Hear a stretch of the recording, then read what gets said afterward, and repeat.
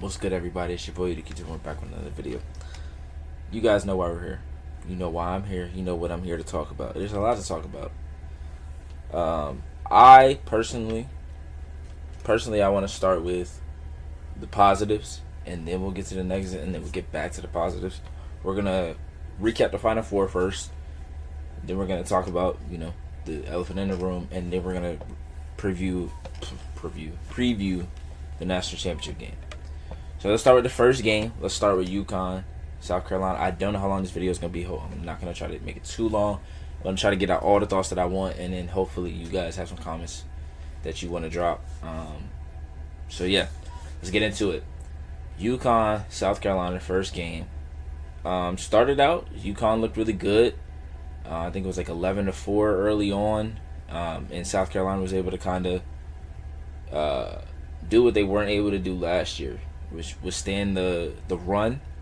And that's a lot of times what you have to do with teams like UConn. And I'm going to be honest, in this game, South Carolina pointed out or pinpointed a lot of weaknesses that UConn had. And we didn't really get to see those come to the forefront. Really, maybe the Michigan game. But outside of that game, UConn didn't really play a really competitive game. I think Tennessee was competitive for a little bit.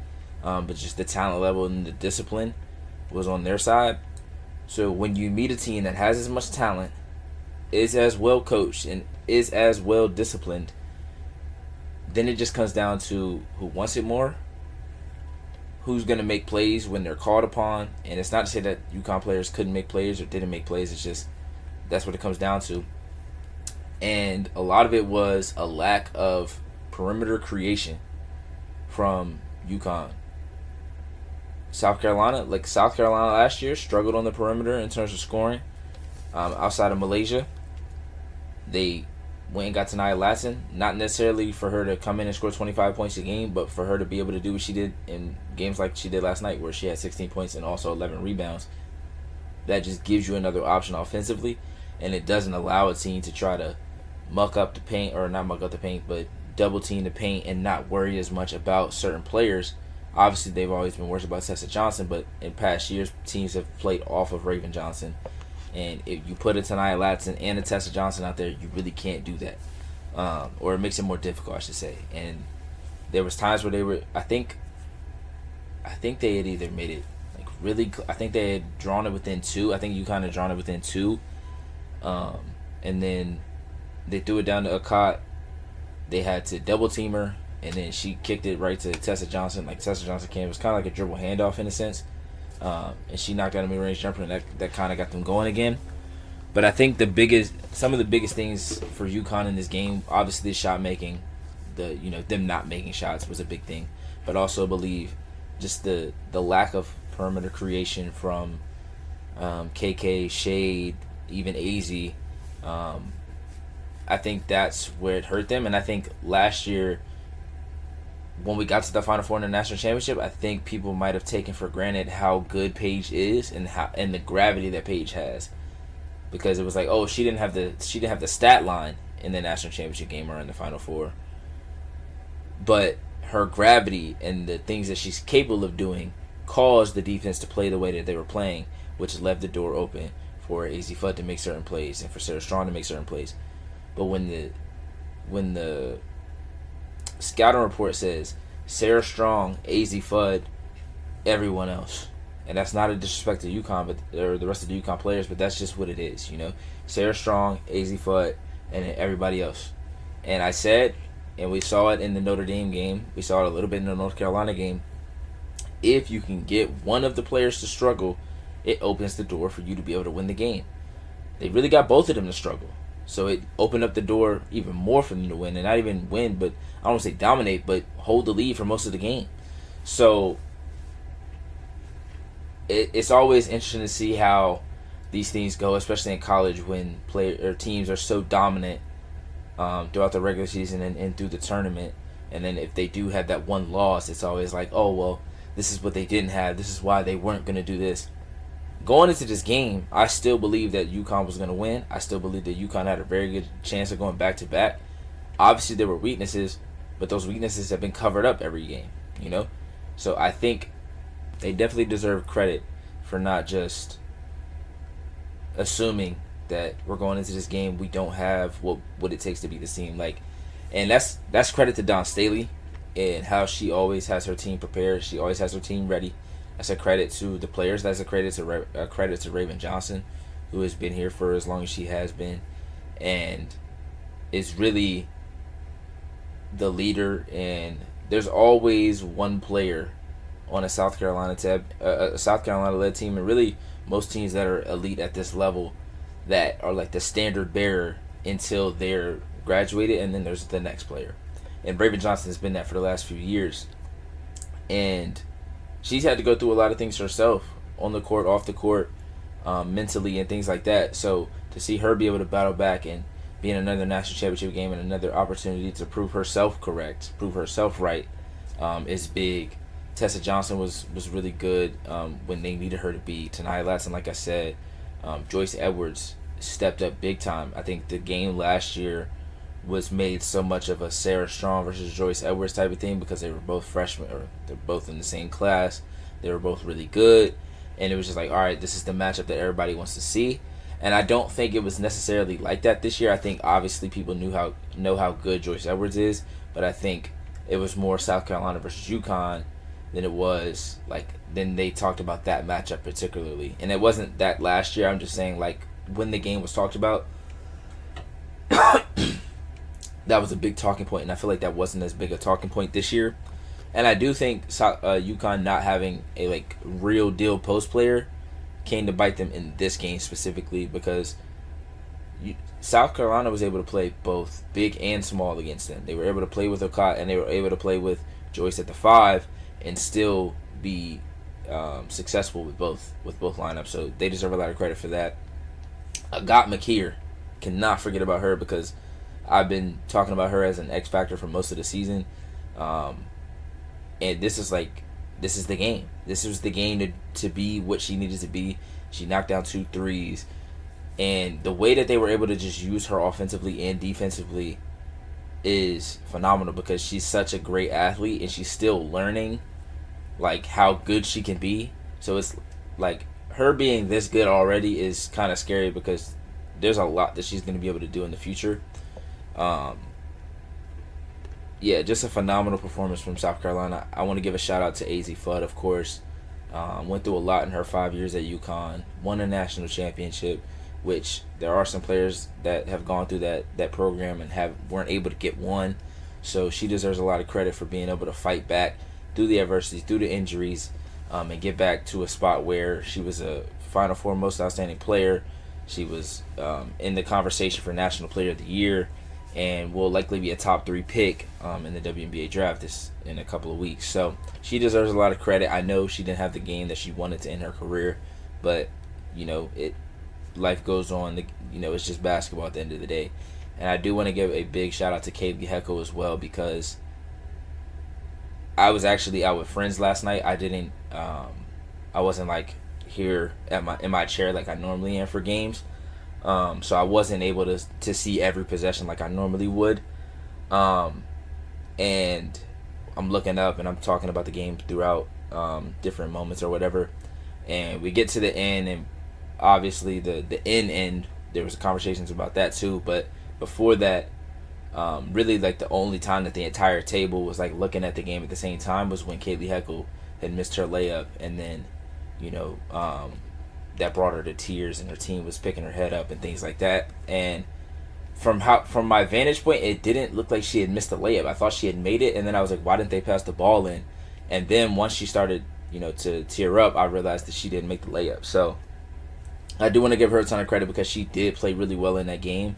There were definitely instances in that game, if she wasn't in that game, the game might have been worse. And by the time she had missed that layup, I think we were already down 11. At least we were at the very least down 9. So the likelihood of us coming back and winning that game, slim to none. So she shouldn't be too hard on herself at all, and she'll have another opportunity to be in this situation again, and I'm sure she'll be ready for the moment. I want to see Ashlyn Shade, KK Arnold, I want to see them take that next step, because Now there's no pay, or there was no Page this year. There's no AZ next year. One of those two players is gonna have to be the player to step up and be like, okay, I know we both can play this role, but somebody has to step up and take, the initiative when it comes to who is going to be that lead guard, who's going to be that playmaker, who's going to be the player that make sure that Sarah Strong is getting the touches she needs and Blanca gets the touches she needs and things like that. So I'm really curious to see what the offseason looks like for them and what they come back and do next season. Let's get to the post game. So Geno believes that Dawn didn't come and shake his hand a second time, which he said that happens in tournament games. They shake hands once and then they come and they do it again at a certain point before the game or whatever. She did end up coming to do it the second time. He just said he had to wait like 3 minutes, which he typically doesn't have to do, I guess. I'm not gonna say I understand his point, because I don't think that her potentially making you wait 3 minutes to get a handshake requires you to do what you did at the end of that game. And I'm not going to say that what he said during the game was over the line, because I think it was, because it wasn't just like, oh, the refs are bad, the refs are allowing this game to be too physical, because he blatantly said, like, Dawn, like he said, that coach is able to say whatever, do whatever, and I don't necessarily think that's the case. I think a lot of coaches get a lot of leeway. I think coaches get more leeway than players do in college basketball, or women's college basketball at least. So I don't agree with that one either.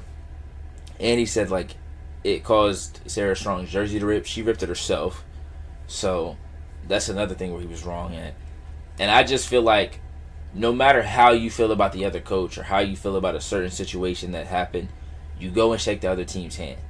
You go and shake every assistant coach, every player's hand, because your players who you hold to a standard, your players who are, some of them are 19, 20, 21, 22, still went and shook their hand. I don't condone what he did at all. I don't think that was okay at all. Even in the moment, live, like when I was sitting at the table with my friends, I literally said, like, yo, if he, because I couldn't hear what was going on. I didn't know exactly what was happening, but I was like, if he didn't shake their hand and he just left, that's kind of lame. And then that was before they even got back. That was like still with like 0.1 seconds on the clock, and then he walked off again the opposite direction, which I think was kind of crazy to me, that he just decided not to shake their hand. And I like what Andrea Carter and Shanae and also Ryan Ruocco said, where the game was made about what happened after the game instead of what happened during the game. South Carolina outcoached them, outplayed them, outperformed them. That's what the game should be about. That's why I talked about the game first, then this, and then we'll end this, and we won't have to necessarily talk about it again. The only thing that really like gets on my nerves about this situation or these kinds of situations is it takes away from the basketball, and it opens the door for people that don't watch the women's game really all year or really at all. It opens the door for them to have opinions on things that they aren't, what's the word I'm looking for? They aren't privy to, I guess, but like they don't know context, they don't understand why certain things are happening or whatever. It just opens the door for opinions that from people that don't necessarily matter in the grand scheme, because they don't have the same fervor or care about the space that we do. So that's my spill on that. Geno was wrong. Dawn shouldn't have been put in that situation. She shouldn't have had to answer questions about it after a game that she won. Going into a national championship game, like, that's still gonna affect her and her team, or not affect them, but like they're still gonna have to answer questions about that, and they have a national championship game tomorrow. So like Geno, he needs to come out, have some kind of apology or statement or whatever. Regardless of what happened, it's not cool. UCLA, Texas. Now, this is another situation where coaches are talking about the refs, but this was only aimed at the refs. This wasn't aimed at Vic Schaefer or anybody on the other team. She said that the game was a rugby game, which I do think there was times where the game was super physical and you could tell, but I also think it was just players were missing shots. I think it happened in the first game. I think we've seen, like, there's so much hype for these games once you get to a Final Four. Like 2022, I want to say it was, we had Stanford versus UConn, and it was like, oh my god, this offensive game is going to be great, and neither team really scored that much. Neither team shot the ball well. So sometimes it just happens that way, and sometimes it's just this offense is really good, this defense is really good, and it's just like the perfect blend. Obviously, you don't expect Madison Booker to go 3 for 23, but I think you got to give a lot of credit to Lauren Betts. I talked about the drop coverage that they played against Duke and how that hurt them in the first half, and she was phenomenal. Every time they tried to, use that against their, or use that to their advantage, she either stepped up, made them, back the ball out, or made her take a tough shot, which she did almost throughout the entire game. And then obviously the shot at the end of the game, or the layup attempt at the end of the game that she blocked, that was basically the game sealer or whatever. Lauren Betts was great on both sides. I mean, she made some really tough fadeaway jumpers, and there was a lot of conversations about her coming in, or during the first half of the first stretch of the season. Wow, I can't believe people think she could be a number one pick and all these other things. I know Awa Pham looks really good. I know Az Fudd is the people's princess and all these other things. But Lauren Betts is a really good fucking basketball player. Excuse my language, but we can't pretend like Lauren Betts is not one of the best basketball players in college basketball and won't be a really good player in the WNBA. We just can't. Like, even if she doesn't go there and dominate, she's still going to be a really good player because she has great footwork. She's a great defender. She has good size, and she has the IQ to understand what you should and shouldn't do when you're on the court. I want to give credit to Gianna Neepkins for the way that she started the game and some of the shots that she hit later in the game. I don't know exactly how many points she scored. I know she had 7 in like the first couple of minutes of the first quarter, and she had a big 3 to take them from 10 point, or take the lead to 13 points. So that was a big shot as well. And I think UCLA is going to have to find a balance between having Dugalich out there, having Charlize Ledger-Walker, and because there's so many, I don't want to say there's so many, but you kind of have 6 starters, so you're trying to figure out which players have it going that day, and sometimes it's kind of hard to do that, especially in games like that where the game isn't necessarily an up and down, easy to see like, okay, this player needs a break, or this player is shooting the ball well, so we're going to leave her in. Nobody was really shooting the ball well on either side, so it was kind of hard to do that. I do think Texas has to find different ways to just open the door for the team to score. It's been like that for years. I think that's really what's holding them back. Their defense is phenomenal.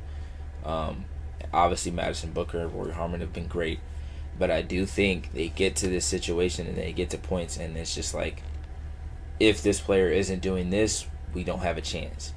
And I don't say they don't have a chance because they still could have won the game last night, but I just feel like if you find easier ways to score, and if you find better ways to make everyone a threat or an option or a weapon on offense, it opens the door for Madison Booker to play even better, in my opinion. But maybe that'll open the door next year. Maybe Aaliyah Crump and Jordan Lee are better, so that forces them to play a different kind of offense. But I think they are what they are at this point, so it's hard to look and be like, okay, I can see them, doing this offensively instead of whatever. Yeah, phenomenal game from both teams. I think it's another situation where it's like, this game, you expected it to go one way, it didn't go that way, but I still think you could tell that these were the 4 best teams in the country because of how much you had to do, how much game planning and strategizing you had to do, how much every little play mattered. Like a play here and there is a completely change of a game. Like the fouls that UConn thought they might have had or thought they should have had that didn't get in the third quarter could be a game changer. The ones that South Carolina did get that they might have felt that they shouldn't have got could have been a game changer. Same thing for Texas and UCLA. There's plays where UCLA felt like they were fouled, didn't get called. Those could be game changers as well. So it's hard to say, oh, these refs did this, or these players should have done this better, or whatever. They won the game. We'll see what happens tomorrow, but I don't think any of those games were bad. I think it's just high expectations because of what we've seen over the last 5 to 6 years in terms of the tournament and the high scoring outbursts and things like that. But there have been instances where we've had really good offenses that are like 80 to 90 points a game, and we get them against each other, and it's 50 points, 60 points. So, and I also think it's a credit to the players that are on the court. They force players to miss shots. So, and to make turnovers. But let's get to the national championship game. We got South Carolina versus UCLA. South Carolina, this is their 5th national championship game. This is UCLA's first national championship game. I do think the experience is going to matter, but I also feel like UCLA is one of those teams that has like a weird amount of experience because they've almost been through every situation you can be in besides winning a national championship or losing a national championship. They lost in the Sweet 16 to LSU in a game that they really could have won. They lost last year in the Final Four to UConn, who ended up winning the national championship. I think they lost in the Elite Eight somewhere. I could be wrong. But they've had so many different hurdles that they've had to go through as a group. Obviously, some of those players weren't with them for that. Like Gianna Neekins came in from Utah, but she also had some situations that she went through when she was with Utah where the year that LSU won the championship, they had a lead. They were I don't know, 2 free throws away from being in an Elite Eight, and the girl goes up, misses both free throws, airballs the second one, as people that followed the hoodie and the headband would know. I do think them being in the situation that they've been in and going through the things they've been through as a group will help them in this game. Because when we look at experience, it's more, I would say, with Dawn Staley and like a Raven Johnson than it is like a Joyce Edwards or a Medina Okot. Like, they have experience, yes, because they've played in big games all season. Joyce Edwards had big games last year and was in the national championship last year.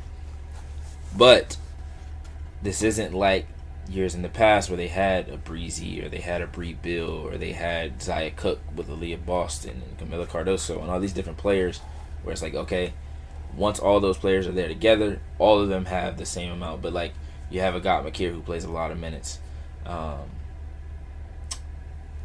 Blanking on her name right now, but Turnabize even plays a little bit, and she doesn't have a ton of experience. So I think it's going to come down to just, can UCLA's offense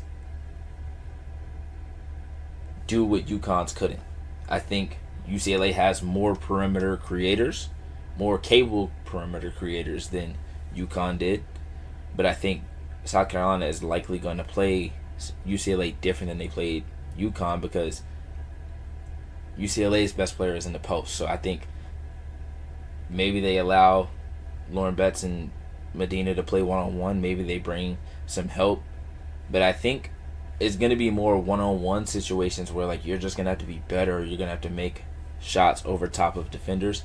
I don't think there's going to be that many situations where they're just leaving players open or they're not going to have to make a play. And I do think last year when these two teams met, UCLA shot the ball really well. They obviously would need to do that again tomorrow. South Carolina is a better offensive team than they were when they played last year. So UCLA's defense is gonna have to meet the moment, which they have done throughout this tournament so far.